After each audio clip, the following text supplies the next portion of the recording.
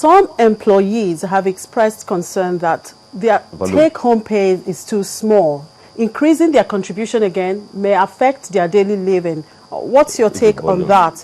You know, for some of them who earn like 20,000, even the minimum wage of 18,000, and now you're proposing they take out 10%. When they do that, I mean, how much is left for them?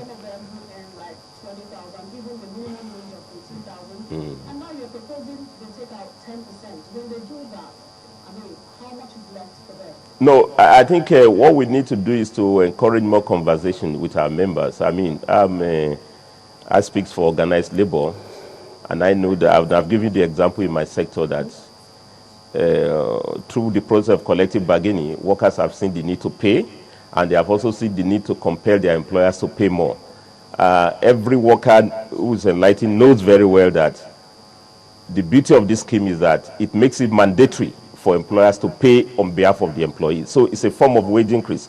The only benefit of it is that this wage increase is being saved for the future, as the case may be. But of course, I also agree with you that pay is already low now, as the case may be. But this will also spur us to demand for improvement in wages. And once there is collective bargaining, I mean, for those who are in the private sector, we always improve on our wages through the process of collective bargaining, as the case may be. Don't forget that this scheme came into being 9 years ago. That's 2004, and the going minimum wage that time was 7,500 naira.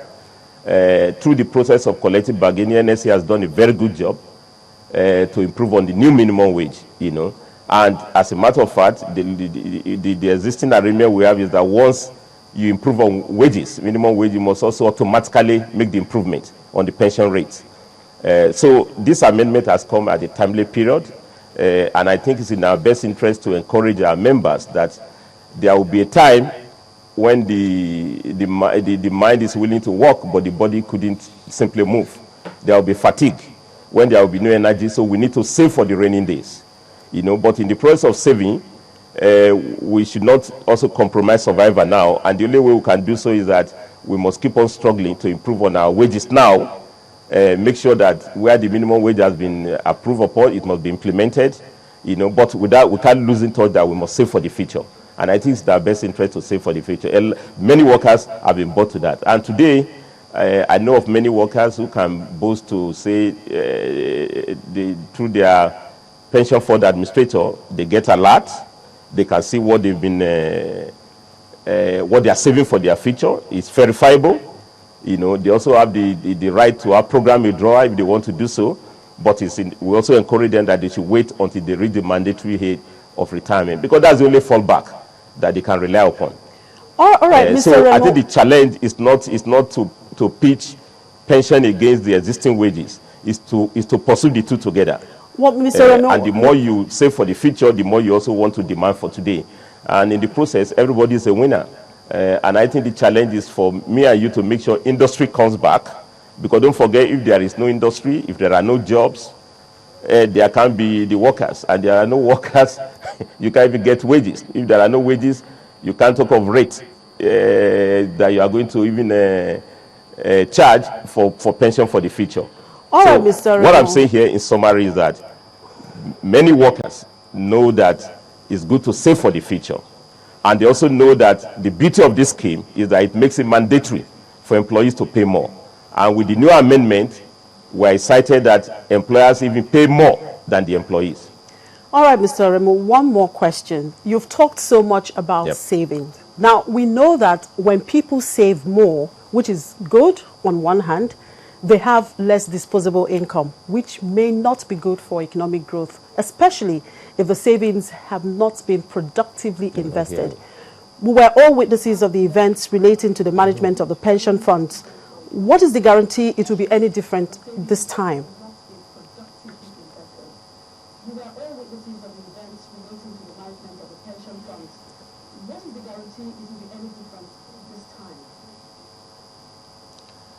Well, I'm not sure whether your argument is that people save, it will not be available for. I mean, it will be available for further investment and co. I don't think that's completely logical, because the money is not saved under the pillow. The money is, is saved in the banks, which is supposed to be available for development. And I'm actually talking about the concern of mismanagement of those funds, actually. The mismanagement of the funds. Yeah, no. Yeah, let me land on this. I think the challenge is for the monetary authorities to make sure that we have appropriate monetary policy in a way that will release accumulated savings for development. Now, about the challenge of managing the funds, and I think that's where we must sit up, all of us. The beauty of this pension reform is that it has some institutional checks. You know, today I think there are about 20 or so pension fund administrators. You have pension fund custodians, and they are all accountable to the supervisory authority, in this case the PENCOM, you know, to make sure that the fund is properly managed. I can testify, there's one of the PFA in which I'm privileged to serve. We build the reserves from 30 billion to almost close to about 80 billion today. I mean, this is the contribution of ordinary workers.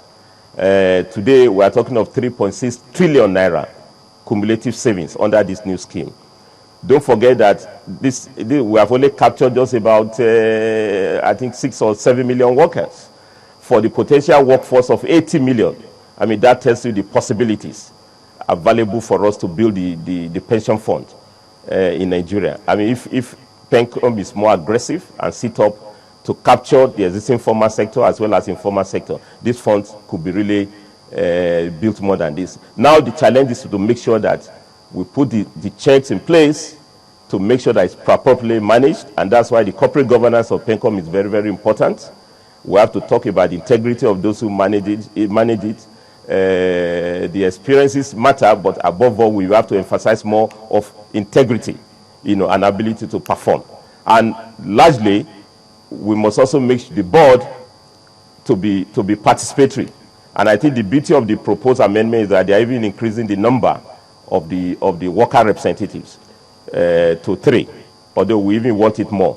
And we're also proposing that out of the 4 commissioners, why it's important to take 2 directly from labor, because we are the contributors. It's our fund, as the case may be.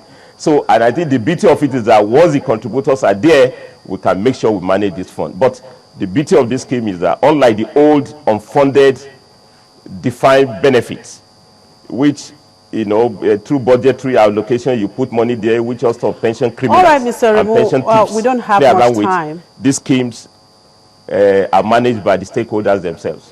Yes. All right, thank you very much, Mr. Remo. I'm sure it's an ongoing talk, and we'll keep talking about debate, it. And we'll be available we hope to be able to share the perspective. We also hope to get the views of the regulator and, of course, the pension administrators. Do have a good day. Well, that was Mr. Issa Aremu, the Vice President, Nigerian Labour Congress. He has just given us the Labour perspective to the proposed increase of the contributory pension fund to 20% from 15%.